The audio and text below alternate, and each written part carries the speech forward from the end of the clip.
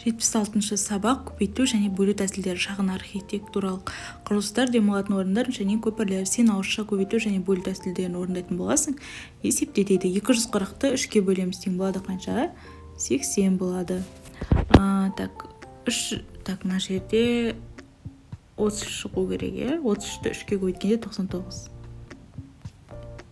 Мына жерде 270-ті 3-ке бөлгенде 90. 330-ті 3-ке көбейтеміз 990. Мында 120-ны 4-ке көбейтеміз 480. Мында 840-ты 4-ке бөлеміз 210. Мында 800. Мында 120 болады. Мінеке. Мында 120-ні 2-ке бөлеміз 60. Мына жердегі сан табу үшін 440-ты 2-ке көбейтеміз тең болады 880. 32-ні 2-ке көбейтеміз. Жоқ, табу үшін бөлеміз мына жерде. Дұрыс емес.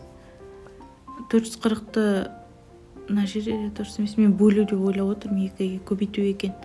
120-ні 2-ке көбейтеміз 240. 440-ты 2-ке бөлеміз 220.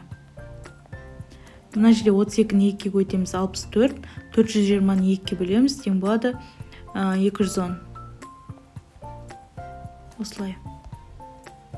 Келесі, екінші. Есептеп жауаптарын сандықтан тап дейді. Қазір. 200-ге 400-ді қосамыз 600. 600-ді 6-ға бөлеміз тең болады 100.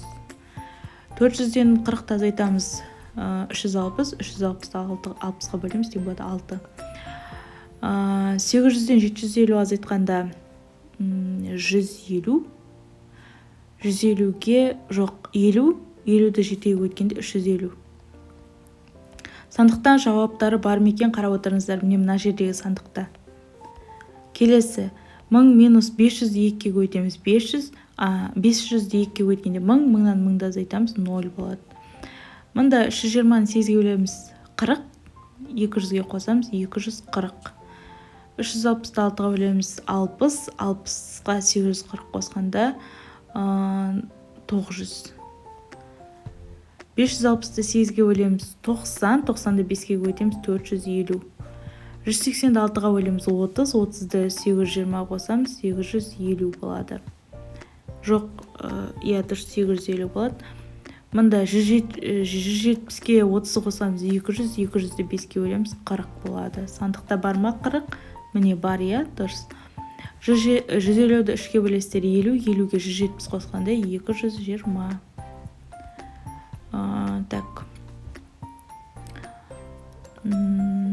40-ті 6-ға көбейтеміз 240. 640-ті 8-ге бөлген 80. 240-қа 80 қосқанда 320. 30-дан 22-ге азайтқанда 8. 50-ді 8-ге көбейтеміз тең болады 400. Келесі үшінші есеп. Бос орындарды толықтыр, өрнектер жаз дейді.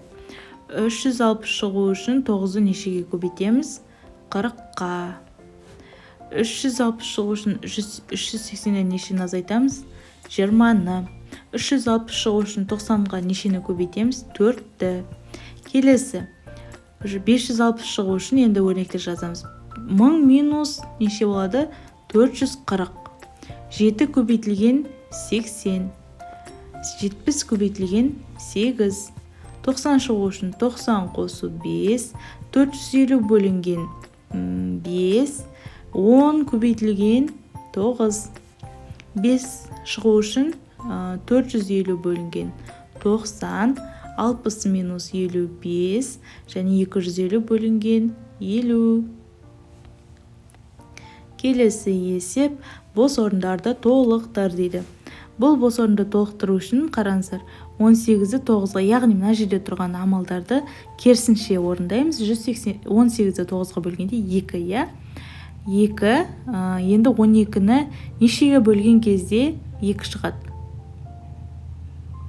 6-ға бөлген кезде. Ал шығарып көрейік. 12-ні 6-ға бөлесіздер. 2, 2-ні 9-ға көйтесіздер. 18. Келесі есеп. 30-ды 6-ға бөлесіздер 5, 45-ті 5-ке бөлесіздер неше? 9. Келесі. 40-ты 8-ге бөлесіздер 5, 15-ті 5-ке бөлесіздер 3. Мында 100-ден 76-ны азайтасыздар 24, 24-ті 6-ға бөлесіздер 4. Келесі. 240-ті 6-ға бөлесіздер 40, 240-тан 40-ті азайтасыздар 200. Мында 70-ті 9-ға көбейтесіздер 630, 630-дан 30-ды азайтасыздар 600. Мында 150-ді 15-ке бөлесіздер 10, 10-ды 5-ке бөлесіздер 2. 30-ды 3-ке көбейтесіздер 90, 90-нан 60 азайтамыз 30. Келесі болды ма? Болды, е? Енді 5-ші есеп. Саябақтағы демалыс шатырын сырлау үшін 128 кг ақ бояу әкелінді. Бұл көк бояуға қарағанда 45 кг артық, 90 кг бояу жұмсалды дейді. Көк бояу неше килограмм? Бұл көк бояуға қарағанда деп отырғандықтан біз 45-ті азайтамыз. 128 минус 45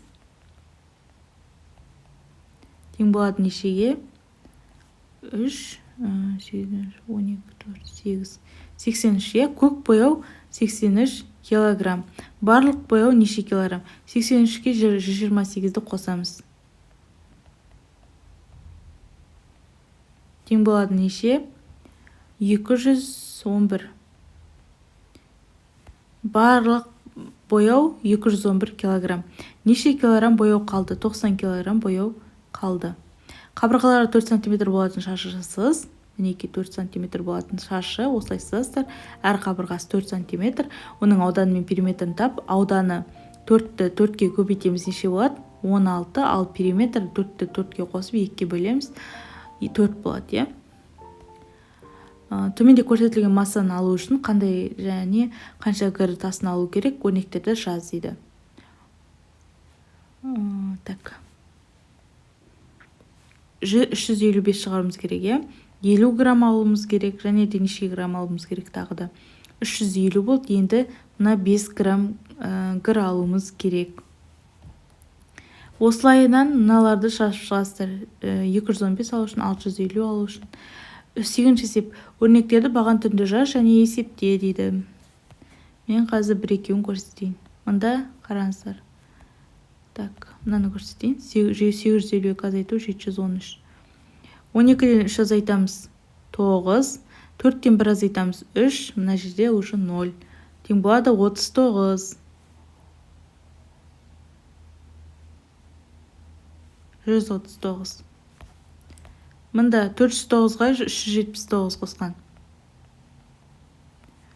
18, бірі ойда, 7, ойдағы мен 8, 7. 788 болады мына жерде. Дәл осылай баған түрінде жасап есептейсіздер. 132-ке 765 қосқанда. 7, 9, 8, 897 болады. Мына жерде тең болады. Так, 9-ші есеп. Әжем бірнеше тәтті нан пісірді. Оның 3-тен 1 бөлігін жаңғақтармен сәндеді. Қалғаның жартысын жемістермен сәндеп, ал қалған 15 тәтті нанға көпіршітілген қаймақ жақты. Әжем барлығы қанша тәтті нан пісірді?